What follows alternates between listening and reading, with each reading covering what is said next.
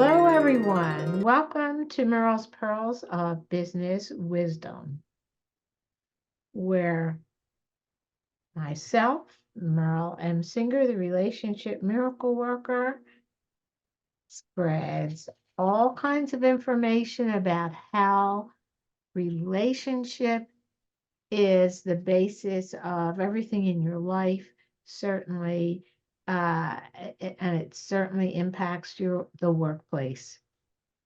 If you're in the workplace, you're having relationships. And if you're having relationships, then it's good if you have some little clues about how to make it work good. And with that in mind, guess what? I have a guest today, and I am very impressed with this young woman, and I'm going to tell you all about her. Oh, and then I have some questions, actually. Uh, this is Camille Walker. She is a native Texan growing up in a family of entrepreneurs and was getting a hands-on business education firsthand. Actually, so was I, kind of. As a practicing attorney for more than 20 years, I found myself, says Camille, serving as an advisor for service-based entrepreneurs, helping them make improvements in productivity, revenue, and overall performance. Sounds good. Helping to pinpoint and release financial barriers. Pay attention to that. And sabotaging patterns for a performance breakthrough is work utilizing emotional intelligence. Maybe she'll tell us about that. Utilizing a combination of cutting-edge tools, strategies, and tactics, Camille helps business owners achieve their goals with ease. Important word, ease. Camille earned a bachelor's in business administration and marketing from Texas Tech University and a law degree from University of Houston. She has numerous certifications in the area of emotional intelligence, energy, and belief work. Welcome, Camille. Thank you, Meryl. It is a joy to be with you today. Good, good. And shared as it happens. So I have some questions actually that your um, the resume brought up. And my question is, where are you now? Where do you live? Oh, I'm in the Austin, Texas area. Oh, so you're still in Texas. Yes, never left Texas. So started out in suburbs of Dallas, moved to Austin in the late 90s. Yeah, went to grad school in Houston, went to undergrad in Lubbock, and so Right, I've just made the circuit, you know? right. You know, when I talk to people, I just think they're all right here. That's a, oh my God, she's probably in Texas. Well, I'd love to be where you are too. Yeah, yeah, it's nice. I'm originally from the East Coast, from Philadelphia. Mm. So we moved out. We just got out of there. And I haven't looked back. Although I have a soft spot for Philadelphia. It did good by me. Sure, but your weather's beautiful, right? Yes, California has very good weather. Yeah. Yes. Although it has been raining. It's supposed to rain a little bit today, but it had a slight drizzle, but nothing to speak of. So we'll see. Um, so that's okay.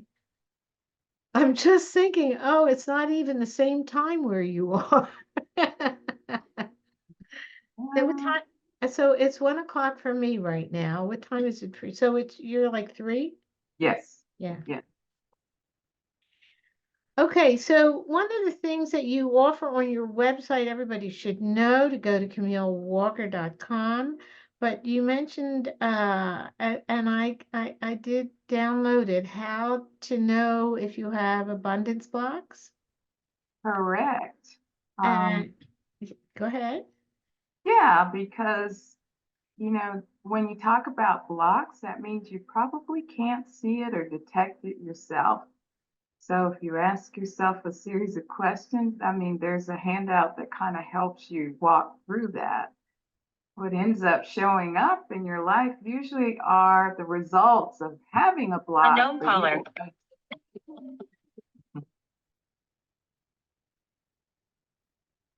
So since we're talking about relationships today, everybody has a relationship with money. Yes. Just like we really have a relationship that starts with ourselves, and we don't really think about it very often. I mean, how many times do we have a conversation? So if I said, Meryl, how's your relationship with yourself? Well, it's going pretty good today. But yeah, and then how's your relationship with money? I mean, so really, especially for people who are right now, I mean, we're in a really interesting season in history, right? Where we're navigating some uncertainty. And so this conversation around how people really are feeling about money, there's a survey, of course, that the American Psychological Association has done forever since 2015, and it's the same. The number one stress is around money. And whether you have a higher income or a lower income, they found that to be the number one anxiety. So this conversation, glad you asked me about it because we need to talk about it, and we need to talk about how to overcome some of the things that, if you're especially in business, will hold you back from achieving your goals with ease. And I can kind of By start. the way, that also can hold you back with relationships, with romantic relationships, family relationships, friend relationships. Absolutely. Absolutely. Definitely. In fact, I bet in your business, especially, and because I practice law now, I didn't do family law, but it was the most tumultuous practice area that you could have. But one of the things that I know personally is money was a big trigger Oh, in yes. relationship breakdowns. Yeah, So mindset around money is important, and it starts with your relationship long before you're an adult. totally. Totally. Yeah. Absolutely. So and I came across this in my own life. I didn't think I had a problem with money. Right. At the same time, I had been through, so after practicing law, and then I just decided to start a consulting company. And I thought, oh, this should be easy, right? I have a business background, I practice law, I know how to start it, I know what I need to do. And then I hired help. So I hired coaches to help me learn how to do consulting, right? Because that's not the same thing as Right. practicing. And what I found is I was running up against some walls. Like I had all the tools, I knew what I needed to do, but for some reason, I was running into a wall with my income. And so I started to ask the question, wait a minute, what's going on here? And most people would say, oh, you're just not working hard enough, or you need to go and get a new website, or just all the tactics of what to do. And pretty soon I got frustrated because I realized there was something going on I couldn't recognize. And that's where money blocks come in. So I went to have a talk. I found somebody who knew what I was talking about. And this gentleman, after I told him what was going on, I said, I can get to a certain point with my revenue, but I can't get any further. Right. Or if I get there and I get further, it goes right back down. Or something always happens. What is going on? And he looked at me and he said, I know exactly what's going on. And I'm like, you do tell me, please. And he said, you've got some mental blocks around money. He said, how's your relationship with money?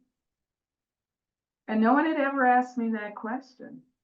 He said, what was it like growing up? What was your family like with money? And I talked to him about, mom and dad.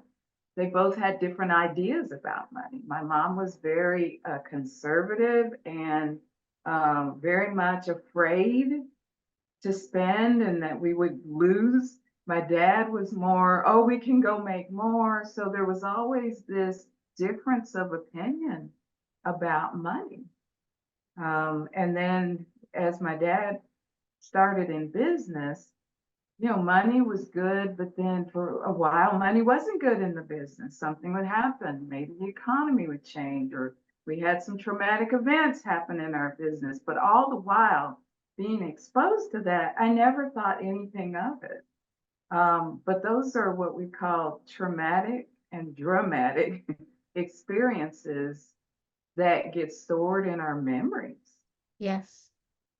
Yes. And so that's what happened. And so he said, you've just hit a mental block here. And I said, why do you think that is? And so that's when we started to break down some of my own belief systems about, was it safe to be seen and to make more money? Whereas when you're practicing That's two law, different things. Was it safe to be seen? you're right. But it was the cause of the money Yes. block not Yes. flowing. So going back to a traumatic experience, in fifth grade, I grew up in a very well, it was an all African American school and community school. Good student, made good grades, and I had a little trouble with a little girl that didn't like it, right? And so in fifth grade, I remember she got me in the bathroom, and she started to bully me, and she said, you're going to get in trouble now, and she wanted that. So of course, teacher comes in, you're both fighting, we all get sent to the principal's office. I'm like, I didn't do anything. It was a traumatic event. What So, happened? You well, can't leave me there. she punched me and scratched my face and it was awful. And I was trying to defend myself. So I'm sitting there washing my hands in the bathroom. She comes up behind me and she's there to bully me. She had asked to come to the restroom as well. And when the teacher came in, we were scrambling because she was scratching my face and punching. And we both ended up going to the principal's office, and we were both punished. And we were punished because we were quote unquote fighting. So of course I tried to tell the principal my side of the story, and he said, well, you're both fighting, so I'm going to have to punish you both. Sent notes home to my parents. I ended up getting in trouble, and I'm really innocent around what happened. So that was a traumatic event for me because, again, I was a very quiet student, never bothered anyone. But I felt like because I was seen as a great student and got accolades, and the teacher was, of course, very favorable toward me, that event kind of set in motion. It wasn't safe to be visible. So how did that change your achievement? I was more quiet about my achievement from there on. That was fifth grade. So went on to middle school, was just more quiet to myself, never really talked about what I was doing, had just a very few friends because I thought it wasn't safe to be, for it to be known again. And just knew from there that it changed the way I felt about myself. Like, I didn't understand why someone would do that to someone when there was no reason. Like, I was a kind person. But I found out later, and looking back, this particular incident, this child had come from a family of like 8 children, single mom. There was a struggle in the family. all I can surmise looking back is I had two parents and I had a sister. We seemed to be doing well, quote unquote. You know how well is relative, right? Yes, yes, yes. So there might have been a little bit of resentment or a little bit of anger in her life. And she wanted to probably be a good student, or she wanted, who knows, but there was frustration. So, Yeah, but because of that, I took away the scars in my own little head. well, yes. Well, she already had scars in her own little head. Right. So, but I took away the meaning, like, oh, it's not safe to be the best student. It's not safe to want to do more. Let's just blend in. Can I just blend in and so everybody will like me? So it didn't stop your achievement, it stopped your talking about it.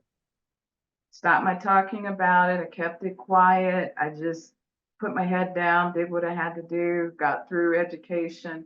And with law, it didn't come up as much because, everybody in law school is on the same level, really. You had to get there, you had to have good grades. So there was I didn't feel it as much. But when you start really trying to achieve bigger goals, that's when it came into play.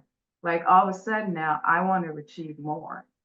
And I'm being vocal about that. And so I was helping business owners, um, service-based business owners, improve their performance and their profitability and monetize the brilliance they had to form consulting companies. So that really triggered something in me that was dormant from long ago. Yeah, So that was the thing that kind of came up, and it's in your brain, it's in your mind. And it was like, stop, it's not safe. So that fear, which is kind of the three components I talk about, the fear of being seen, the fear of success, fear of failure, the fear of I'm not good enough, right? Not smart enough. All those fears started to unleash themselves, and that was stopping my ability to move forward. So that's why I had to stop and find somebody to help. yeah, And and when I did, we picked apart where my belief system was around making money. So yeah, growing up, making money was, my dad always said it. You have to work really long. You have to work hard. And it's a struggle to do well. Well, when you put that combination together and you tell your brain that's what you have to do, that's what's going to happen. yeah. So I created that and worked it, right? And Long, don't you think too that when you're working for somebody else, when you have a corporate job, then then basically for that time being, your salary is your salary.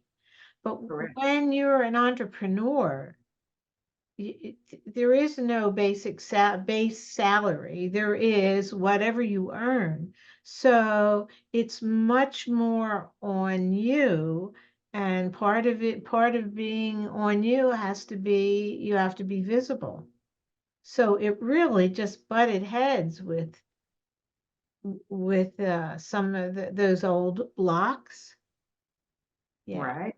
no The wounds, question. yeah, they were actually wounds. Um, and Wounds. Yes, yeah, there were core wounds, really. yeah. But after learning that everybody has some form of a core wound, Everybody. it's just a matter of when you bump up against it. And this money just happened to be the thing, the triggering point, like you say, now determining what I want to make, what I want to earn. And it's not like law where you bill by the hour, right? And the Right, fees are associated with what commonly lawyers charge. Now you get to decide right, you deserve. And right. that's where I bumped up against the wall. So that's where I saw entrepreneurs Yeah, struggling. And also, people coming out of corporate really had to struggle yeah. because you're right. All of a sudden, no one's So different. dropping in your bank account you're not seeing what someone's telling you you're going to make. You have to determine Right. what the value is of Right. what you're offering. And Right. so that's what got me into this work, my own struggle around, really overcoming those barriers, those financial Yeah. barriers around being seen. It was safe to be seen. Establishing a new relationship with money based on some tools that I have, such that it was safe to make more and to grow more. And also to really reprogram my mind around success. Yes. Yes. And you also learn the value of having a mentor, not thinking that we can do it on our own, because, if we can give advice, we can give advice to ourselves. But that sounds good. I tried, Meryl. If You know only what it I could did? work. None of I us can do tried. that. I tried reading books. I read, I don't know how many books. I went to seminars. I went to experts. I tried all kinds of things. I call it the shelf help Right, right. to get myself out of this. And I had to have support. And Yeah, so after I got support, I said to myself, I said, no one else will have to struggle with this. yeah, I will become um, very astute at helping people in this area because yeah. it's super frustrating Right, to right. be stuck and unable to figure out or pinpoint what's going on. Yeah, I did read that your giveaway, and it mentioned something I have a question about. You mentioned making use of spaced repetition.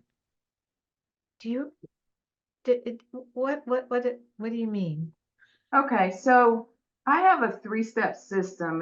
I call it LABS for short, but it's Limitless Abundance Breakthrough System. So in the system, first of all, a person has to pinpoint and release this barrier. The barrier I talked about, say it's money is evil, or it's hard to make money, or Right. whatever your belief system, you have to identify that first, and the fear. So releasing it is important, but also attached to that is you have to remove that negative emotion associated. Yes. So my association was negative with being seen, which was causing the block, Right. right? With going Right. to the next level. So I was frustrated. I was anxious, right? So you Yeah. have to remove that feeling. And the third step is where you have to reprogram. So that's where the space and repetition comes in. So if I have to have a new belief system, mine is, money is easy to make. It's easy to make, and it's safe to be seen. It's safe for me to be visible, vocal, and valuable in the world. And I had to say that over and over. I had to reprogram my mind until my mind would accept that new belief system. Because for so long, right, it had believed the opposite. And so the conflict between what you want to believe and what you think you believe, guess which one wins? Your unconscious belief wins if money's hard to make and it's a struggle and you've got to work long and hard, but you say over and over it's easy, it wins unless you know how to release the emotion that goes with it. So money and I are friends. We have a great relationship. I have a great relationship with being visible with myself. I healed. I had the core wound that was healed, right, and reconciled. And I rewrote the story. So part of rewriting the story was about perhaps going back in and how would I want that to happen? Well, I would have wanted the little girl to say, yes, I did hit her first. And yes, she wasn't doing anything, but I was angry. And I was angry because whatever her reason would be, like I'm not getting the attention at home, I'm not doing very good in school. And then for me to say, oh, I'm sorry. I'm sorry that happened to you. At the same time, her saying, I'm sorry that I took it out on you. So I rewrote that memory. And so I took away those feelings, right? And then to be able to reprogram with repetition with that story, I was able to form some new beliefs that it's safe to be visible and it's safe to pursue your goals, and I can do it with ease instead of long struggle hard. That's just Right. one example, but there's actually 300 limiting beliefs that you could have that you're not aware of. 300? At least I have like a Oh, catalog of those that I oh keep. my gosh. Yeah, it stems from, we just pick up various things from our experiences, not just growing up, but when people go through financial hardship, there are lots of beliefs they pick up around themselves. I'm not worthy. I'm not good enough. I'm not enough. I'm not capable. When you start adding all of those belief systems up, there's quite a few.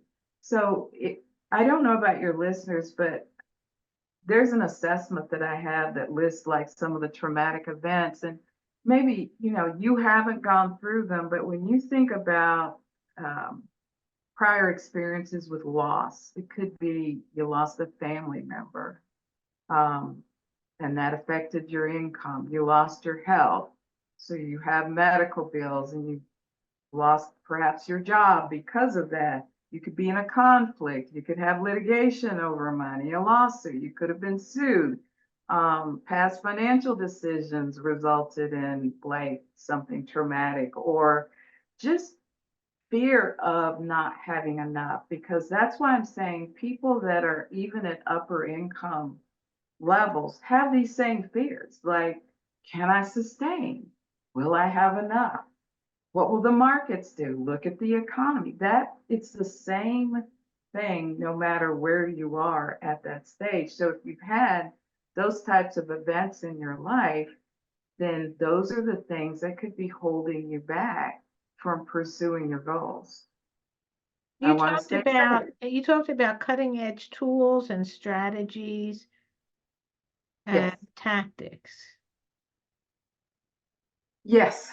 So the limited abundance breakthrough system is one, and I developed that one around a protocol that I use. When people are unsure, that they don't know why they're stuck. Subconsciously, most people don't realize they can access and ask their subconscious mind questions and get answers. Mm. So I use kinesiology or muscle testing to actually Oh, do, yeah, to get answers.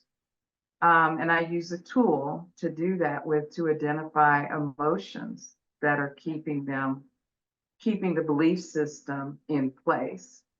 Also use scripting, rewriting, and just a number of tools that I see. are helpful in breaking through those patterns so that you can overcome the beliefs, or the blind spots or barriers that are holding you back. And when you're able to do that, the evidence is things start opening up, Yeah. new opportunities.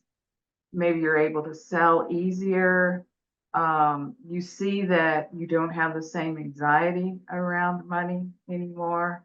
And my clients just rave about, I mean, I've had people threatened through their health. Like, health is one of the things that brings about a lot of fear around money. Will I be able to continue working? Um, am I going to live? And those are the types of situations that, I end up helping entrepreneurs walk through, that if they don't have support, they end up sabotaging their own success with their fear, doubt, worry about what's happening to them and whether they will be able to continue to make money. Do Um, you think that sometimes people have a particular attitude or have the fear that causes the illness? well, I'll tell you, stress is the number one ease among all of us. Like if I stay in stress long enough, right? I'm not a medical professional, but I know it affects my organs, right? My heart and the way I breathe. And over time, I think you stay in that chronic stress long enough. And I found that in my practice. So when I practiced law, I worked with people who were in corporate Stress. America, Yeah. and they would contract some type of disease, whether it's heart attack, lupus, chronic fatigue, you name it. And usually we were working with either their insurance company or the disability system Right. to get them some relief. But after reading medical records all those years, I found burning the candle and hustling and grinding did not go well, right? That a lot of times there was something that would break down in our own health, and that breakdown, as we know, causes stress, right? Yeah. Causes stress on our ability to be creative and to have energy and all of that. So it affected your performance. It also affected your ability to have a good relationship with family members, coworkers, maybe even supervisors. And so that's where the emotional intelligence comes in. So I really believe, and that's why I'm an advocate for it now. It starts with being aware of what you're thinking while you're thinking. So And you're thinking, explain. well, like right now, what are you thinking? If you're worried about your health and money and your supervisor, you have a conflict and you're in a stress response, the emotion is not positive, right? So we're either in a powerful state, right, where we've got peace and joy and um, well-being, or we're in a state of a negative state where we're in worry, doubt, fear, or stress, and as that's going on, you're not managing your emotions. So you have to think about what you're thinking about. So if you are in a adversarial relationship with someone, what are your thoughts? What meaning are you giving to the adversarial relationship? So if someone is having an argument with their spouse, and that's common, like I don't think there's anybody that would say they haven't, but it's not the argument that's causing the stress, it's how you're thinking about the argument. So you can have a difference of opinion, right? And still in your mind, not get angry, frustrated, or get to the point where there's resentment or jealousy or whatever the negative emotion is. So you're managing and being aware of how you're thinking about what you're thinking about. So you could say, we're disagreeing right now, and we have a difference of opinion. And yes, I feel myself getting angry. Will that serve me to continue that anger? No. But can I keep the difference of opinion until we resolve it? Yes. So you see what I'm saying? It's a different story than you make me so angry, Marilyn. I just want to. So There's a I used to say, I can't help it. I mean, it would be my husband, Nathan, you make me so angry. Mm-hmm. I can't help it. And I read somewhere that you have control over your anger. You And I do. said, that's ridiculous, right? I talk to books. That's good. So that's ridiculous. And so then the next time I had an argument with Nathan, and I said, I don't have to be angry, right? I'm talking to myself, right? I don't have to be angry, but I have to be angry because so that I can remember to say everything that I want to say to him. Yeah, that's Because pretty. otherwise it'll just go away and he'll never know what an idiot he was. Right. Right. And Right.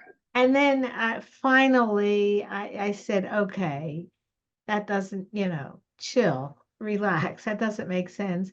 And I remember, I remember saying, okay, I don't have to be angry.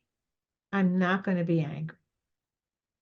That really was momentous. That awareness is what we're talking about Yeah, right now. And yeah, then deciding that you're going to manage that emotion. You can yeah, still be angry to a degree about a situation, but angry enough to say, be rude to the person or right.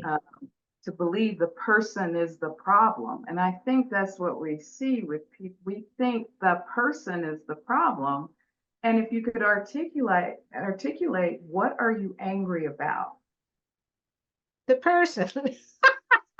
Well, is it what the person has said or their perspective, Yeah, or what they've done? of course, Yeah, we all have control over sure we uh, do. who, what we, I mean, it was the first time I said, oh, I don't have to be angry. I want to be angry. I want this. That's that's when I knew I had control. Because Right. And if I could force myself to keep the anger, I could force myself to let it go. that is true. And so that's what we're talking about. Do Yeah, I keep it's this? powerful. It's Do I very keep powerful. this or do I let it go? That's the choice. And so that's what emotional intelligence is about. Do Yeah, I keep this or do I let it go? You're yeah, still in power, yeah. right? Oh, I definitely. I choose to let this go now. Yes, It yes, hadn't served me now. It's not going to serve me to keep it. So right. I choose to let it go. Do you still have the conflict? Potentially, but you're able to resolve it in a different way, right? Yes, Because you've yes, taken the toxin out of the yes, disagreement. That's yeah, why I liked mediation when I was doing law. I was yeah, like, we could just take the toxins off the table, or let's sit them over here for now, yeah, and let's deal with just the issue. yeah, You could get some resolution to it. yeah. As long as you've Absolutely. got the toxin with the belief attached that you're wrong and I'm right, we never get to a resolution. Right, right. Yeah. So that's how I know that for me, this has been a progress in terms of how to think and how to choose. So when I say repetition, it requires practice and commitment. So you really can't just, Okay, I see what you're saying. yeah, it's a training. It's almost retraining your mind to think a certain way. I'm going to think about what I'm thinking about. How am I feeling, which is attached to that attitude or that perception or that thought. And if I don't like the result, I'm going to look for whether I want to keep it or let it go. Yeah, Well, if it's affecting your ability to achieve your goals with ease, I would say you might want to let it go, right? So that's how you know the symptom of the problem. Just we have to get to the root cause of the problem. And the right. problem a lot of times is how we're thinking and how we're feeling about how we're thinking. So To if you me, stay in peace, I think of anger like drugs. It's yeah, something you go to when you haven't resolved that root issue that you're talking about, and then it becomes an additional problem. It doesn't solve your problem, it adds to your problems. it does. Yeah. And that's why going back to my story, rewriting it, thinking about, okay, this child is from a family with, 8 children, single mom, perhaps, and she's the eldest child. Perhaps there's some frustration. Oh, Perhaps there's some anger. I don't know that, but it helped me rewrite and understand and seek to understand instead of just being understood. She should have never, of course, she should have never, right? But understanding brought about some resolution of the wound. The wound was no longer, oh, it's not safe to be seen, and that kind of thing. It brought about an empowering belief that um, her thoughts and her beliefs are hers. She regretted what she did later on, I mean, certainly she did. She apologized months down the road. And she even said why she did it. She was frustrated that day and she was having trouble in school, right? And, that's why she did it. So that's why I rewrote the memory. And when I rewrote the memory and got rid of the fear and the anxiety around my own safety, because, safety and belonging is high on the list Yes, for, yeah. sure. When I rewrote that and I tested it. In other words, I went out and I started doing interviews like this and I kept doing it until the fear just subsided. It was like no longer is there any fear Yeah, because there's nothing to fear except fear itself. right, right. And what's wonderful is that it it gives you the experience and the knowledge to be able to help other people. It does. And I have been able to do that. And that's what's so really gratifying about this. I have brilliant women come through mostly who are really good at what they do, and they just hit that ceiling where they're going, something's wrong, I don't know what it is. And we go back to pinpointing, let's see if it's around money and you're not able to get to the next level, what's causing that? Is it how you're feeling about yourself, or is it how you're feeling about money or success? And once we're able to pinpoint that and release those beliefs, I had a client um, who actually she came to me and she said I was really ashamed to even mention that this was going on, which is common. But she said, I'm just so frustrated with my employer. I'm just getting into so many conflicts with my employer. And we started to talk about those conflicts. She said, and my performance is suffering because of it. And we got to the root of it, and some of her problem was with, she was selling really well for a while, but when she went to the next level, she had a fear around making too much money and losing the money. So growing up, she grew up in a home where they had lots of money, but they lost it.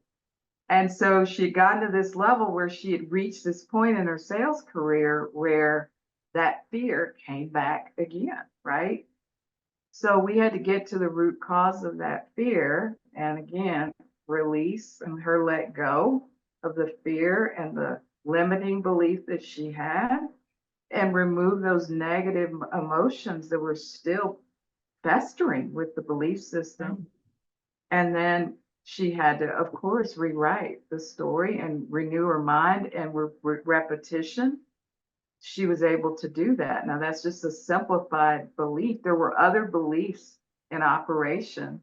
She thought her employer was the problem. Well, it ends up, yeah, her adversarial attitude and perception was causing some of the problem. And so she was able to own that. And once we were able to do that, again, she started showing up in her power and things got better. Yeah. So it's a real interesting place to see people from the inside out and then see their performance get better or their profitability get better or they're able to go to the next level. And that's how they realize, that took care of it. Yeah. Yeah. Yeah. But they weren't able to do it themselves. You have to have support to do it. And I have support to do it still. I still have support around seeing things that I can't see about myself that influence how I show up in the world. I think what you say that's important for people to hear is that there are things that each of us don't see about ourselves and our situation that have an impact. Just because we don't see it doesn't mean it doesn't affect things. And we need somebody, everybody needs somebody to have a different set of eyes and for you to be able to see what's in front of you. I mean, sometimes today we went on a walk and and with friends, and my friend said, "Oh, look, what are you looking at? What are you looking at? See that white? Just that little bit of white was the tail of a deer." You know? Ah, And huh. so I did see the white, and as soon as I saw the white, the whole deer appeared. Because okay, so I see the white. Oh, that's the tail. Oh, and that's kind of like how blocks are. You Yes. What a, they're not there. Somebody points it out, and you only see a little tip of it. But as you look at it with somebody's help, or just even being pointed in that direction with some direction, it like appears. It's magical. it is magical. That's a great example. Yeah. Once she was able to point that out, you were able to see it. Uh, Yes. and I can see where that comes up in my business with some people. I've seen an opportunity for a long time, but never paid attention. So I had a client who had a relationship with this person, and the person had presented her an opportunity to speak, and she, said, "I'll get around to it." She never got around to it. She didn't see the opportunity as anything, and the person kept asking her, "So when are you going to come speak?" And she's like, "Oh, I'll get around to it." Well, when she finally got around to it, it opened the door to like an endless amount of leads. And she said, "You know what? That opportunity was there all along. For some reason, she was on the hustle and grind. I'm too busy. I'll get to it, right? I'm doing it the way I want to do it right now." And she said, "I'll finally do it when I can." And it was the path for ease for her. Yes. That's what I'm talking about. I mean, it was there all Yes. along. She just Yes. couldn't recognize the opportunity. Yes. Again, when you're on the hustle and bustle and, Yes. struggle bus, I call it, Yes. working really hard and overworking, you miss opportunities. Yes. Absolutely. Because they're too easy. Yeah, it's too easy. Why stop and actually smell the roses like you were on a walk? That's a great thing to do. That's one of the things, your listeners might want to take away from you is when you do get keyed up in whatever you're doing, and you realize, oh, I'm frustrated. I feel the anxiety coming on related to something's not working, or you're disappointed because something didn't work out. One of the things to do is take a break in the action. Oh, totally. Go take a walk, go sit in Totally. the sun. When you come back, I guarantee you, you see things with a different, fresh Totally. set of eyes. And I think you need to plan your life uh with um with the mini vacations of the day. Like I used to think of a vacation, it's taking you're going away from work. No, it's clearing your mind so you can see work, relationship. It's so you can see your life differently. You really need a different perspective, and you need to Yes, put that into your life. Ways to right. have different perspectives. Yeah, I have a saying I developed after I overcame all of the hustle and grind. It was like, so goes your life, so goes your business. So the more peaceful your life is, the more peaceful your business will become. So in my And book, it's things to know before you get married, before you get divorced, and before you quit your job. mm, Those are the pivot points mm-hmm, where you need to have a different see more clearly right, from different perspectives. Yeah, exactly. I agree. yeah. Well, we live and learn, right? But one of the things that I know for sure is most people aren't willing to see sometimes their blocks or blind spots or barriers until it becomes very painful. So keep that in mind that the mind that's creating this loves the comfort of being in discomfort. Like if you stay in this stuck mode long enough, it doesn't want you to get out of stuck mode. So um, the key is taking action right away. So if you hear a podcast like this and you can identify with what's going on, don't wait immediately. Like download that handout, look at yourself kind of in the mirror, see if you have those problems.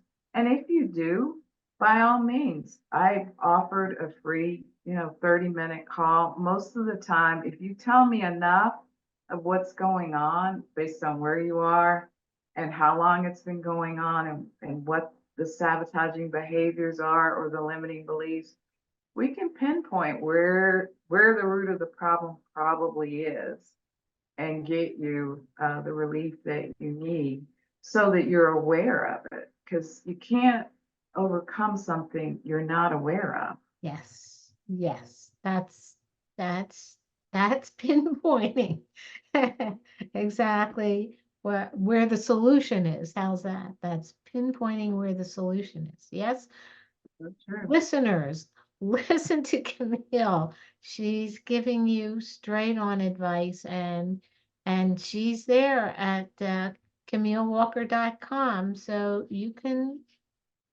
reach out to her, and she will give you help if you need it. Yes, and don't be afraid to ask for help. That's wisdom. That's comes from don't struggle by yourself. Right. Get Yeah, help to struggle. right. Exactly. Yeah. Well, Camille, this has been wonderful. I'm so glad that we managed to make this happen. It's a Me too. I enjoy you speak wisdom, and I hope our listeners hear it and take advantage. Sure. I appreciate your reaching out to me, and you're the relationship miracle worker. And I'm glad you are, because a lot of this that we've talked about, you're right, carries over into the work I know Yes. that you do with individuals in corporate America, and also, interpersonal relationships. So thank you for what you do, and thank you for having me on and talking about money and success. I've enjoyed it. So everybody, make sure, is there any, I mean, Camille.com is good, or would you like to say something else? Oh, well, it's CamilleWalker.com and / money blind spots. Okay, So if they would put that on there, money blind spots, it'll take them to the download. directly. They'll be able to schedule a call if they'd like, or just take the download. And but again, don't sit on this problem. It doesn't get any better. Amen. Mhm. Amen. So, So everybody, thank you for listening to Merle's Pearls of Business Wisdom with me, your host, Merle M. Singer, the Relationship Miracle Worker. You can find this episode and all past episodes, certainly at relationshipmiracleworker.com/podcast, but for sure on Spotify, Apple, Amazon, all the other of your favorite podcast platforms. And tune in right away. If you're listening to this and you've already heard Camille, wasn't she terrific? Thank you all, and I will see you next week, next Thursday. Bye, everybody.